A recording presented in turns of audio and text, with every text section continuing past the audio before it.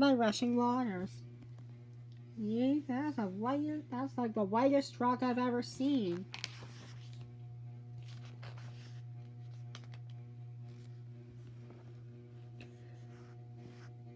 Limestone blocks up to 35 feet high, torn by waves from coastal cliffs, lie in the surf of the southeastern shore of Jamaica. The grid-like pattern, resembling an elephant's head, on the foreground boulder was produced by ancient earth shifts that fractured the rock before it rose from the sea. You know the rocks?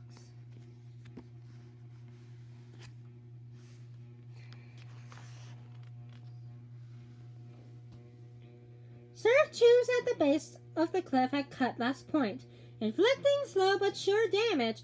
With no intervening beach to blunt the sea's frontal attack, the limestone suffers steadily, undermining a process hastened by storms. No sand on this beach. Oh, back myself up a bit. Sorry.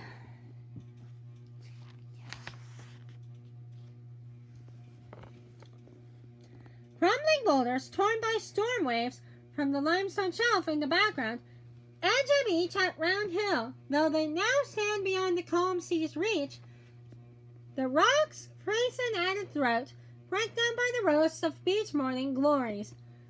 A once solid expanse of limestone lies in a state of decomposition and decay, water washing into the flat tidal area from nearby Jackson Bay filled the saltmarsh lagoon, and water eroded into the surface of the rock into jagged remains. You know the rock remains? That's like a bumpy rock.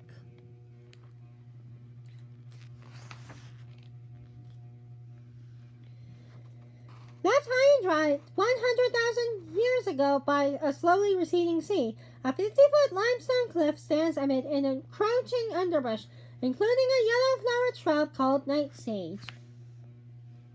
This is night sage, as you can see here.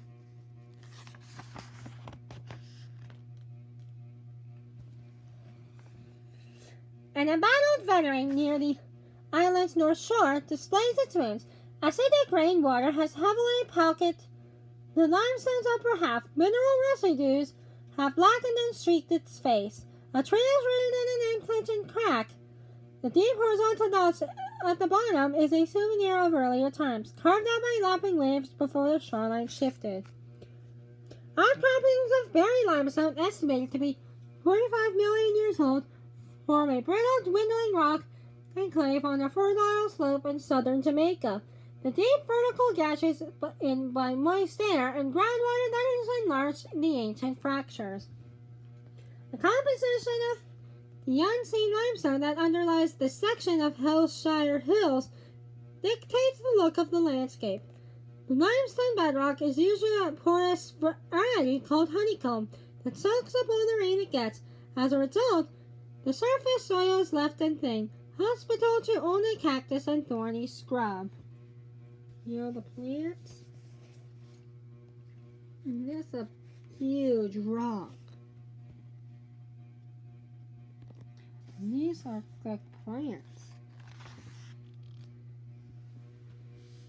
The rolling cockpit country, so named because of its sinkholes, resemble the arenas in which Jamaicans stage cockfights, wears a thick mantle of trees. About 5 million years ago, the region was a flat limestone plateau.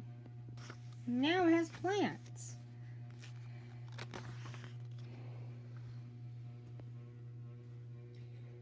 A slender shaft of sunlight pokes through a small collapse in the slowly dissolving dome of an ancient cave beneath Portland Ridge.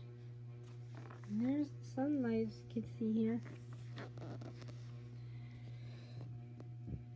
Foot-long stalactites, sculptured like graceful plant leaves, hang from a cave roof. A cave floor is studded with steam-worn porals, uncoated snail shells. Little snail shells.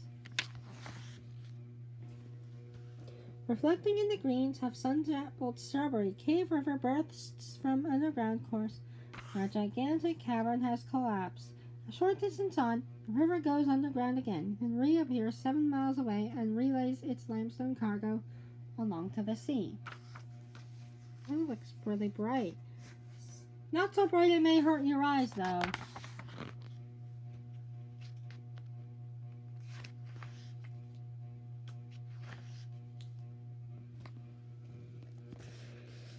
Berries of the parasitic conde pino vine add color to the somber trunk of its pine tree host. Akin of the mistletoe, the conde di pino, Spanish for count of the pine, may so be named because it lives off trees as nobles once lived off as peasants. The vine absorbs nutrients by sending its roots to the life-giving vascular tissue of the host, seldom killing it directly, but making it more susceptible to disease. These remind me of the red berries my mom warned me about.